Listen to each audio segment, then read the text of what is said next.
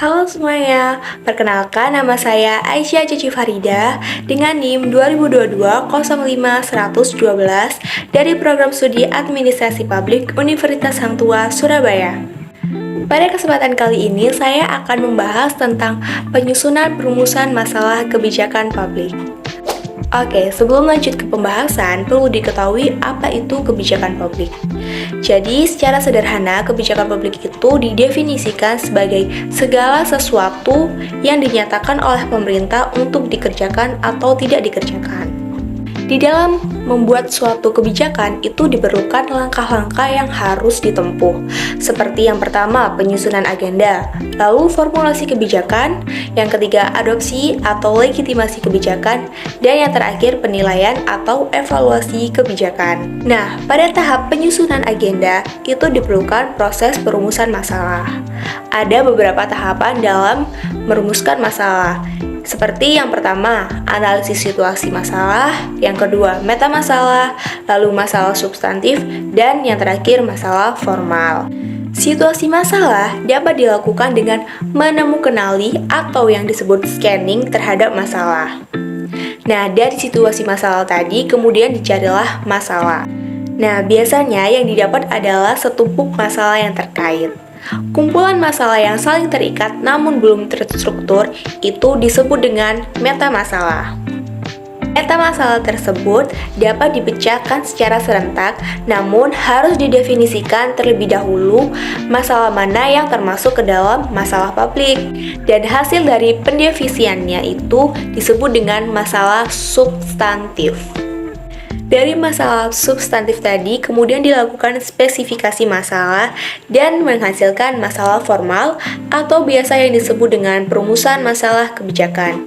Jadi keempatnya tadi itu saling berkesinambungan. Nah, setelah menentukan masalah formal, kemudian kita bisa memberikan alternatif kebijakan. Sebelum itu, kita juga harus menentukan metode pengembangan alternatif kebijakannya. Ada banyak sekali metode yang dapat digunakan, seperti contohnya analisis eksperimentasi, analisis diam, analisis teori, analisis hasil evaluasi, dan lain sebagainya. Oke, sekarang saya akan mencoba untuk menyusun perumusan masalah kebijakan publik dan menentukan alternatif kebijakannya. Nah, di sini permasalahan yang akan saya ambil yaitu tentang kantong plastik. Berikut adalah tabel perumusan masalah kebijakan publiknya. Oke, jadi ini merupakan tabel penyusunan perumusan masalah. Di sini ada dua kolom, yang pertama tahapan dan yang kedua masalah. Pada kolom tahapan di sini ada situasi masalah, kemudian meta masalah, masalah substantif, dan masalah formal.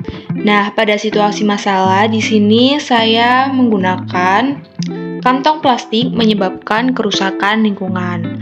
Lalu dicarilah meta masalah. Di sini saya menemukan sekitar 5 masalah. Yang pertama, 1. Kantong plastik menyebabkan polusi udara, tanah, dan air. Yang kedua, kantong plastik mengandung zat kimia yang berbahaya. 3. Kantong plastik berbahaya bagi kesehatan manusia. 4. Kantong plastik sulit terurai hingga ratusan tahun. Dan yang kelima, penggunaan kantong plastik sekali pakai dapat menyebabkan sampah. Lalu setelah merumuskan meta masalah, di sini kita akan mencoba untuk mendefinisikan mana yang termasuk masalah substantif. Di sini masalah substantifnya yaitu 1. Kantong plastik menyebabkan polusi udara, tanah, dan air. Dan yang kedua, penggunaan kantong plastik sekali pakai menyebabkan sampah. Setelah merumuskan masalah substantif, kemudian kita melanjutkan ke masalah formal. Dan saya mengambil masalah substantif yang kedua, yaitu penggunaan kantong plastik sekali pakai menyebabkan sampah. Sehingga masalah formal yang dapat diambil adalah maraknya penggunaan kantong plastik sekali pakai yang dapat menyebabkan pencemaran lingkungan. Berdasarkan tabel di atas, maka ditemukanlah masalah kebijakan yang telah dirumuskan atau disebut dengan masalah formal. Kemudian kita juga harus mencari solusi berupa kebijakan apa yang perlu kita ambil. Nah, untuk menentukan kebijakan apa yang perlu kita ambil, maka perlu dilakukan analisis terhadap masalah kebijakan tersebut. Masalah formal yang kita dapat tadi adalah maraknya penggunaan kantong plastik sekali pakai yang dapat menyebabkan penyemaran lingkungan. Sehingga alternatif kebijakan yang dapat digunakan adalah dengan pertama, mengurangi penggunaan kantong plastik sekali pakai. Yang kedua, memakai dan membawa kantong belanja sendiri dari rumah. Lalu yang ketiga, para pelaku usaha tidak perlu menyediakan kantong plastik tapi wajib menyiapkan kantong belanja berbahan dasar kain. Nah, berdasarkan beberapa alternatif kebijakan tersebut, maka saya mengambil kebijakan pemerintahan Surabaya tentang pengurangan kantong plastik yang tertulis pada Peraturan Wali Kota Surabaya Nomor 16 Tahun 2022 tentang pengurangan penggunaan kantong plastik di Kota Surabaya. Kebijakan pemerintah Surabaya ini menggunakan metode pengembangan alternatif kebijakan berupa analisis komparasif, yaitu mengembangkan alternatif kebijakan dengan cara membandingkan kebijakan-kebijakan yang telah ada sebelumnya, seperti membandingkan kebijakan di daerah Yogyakarta, Jawa Barat, dan lain sebagainya.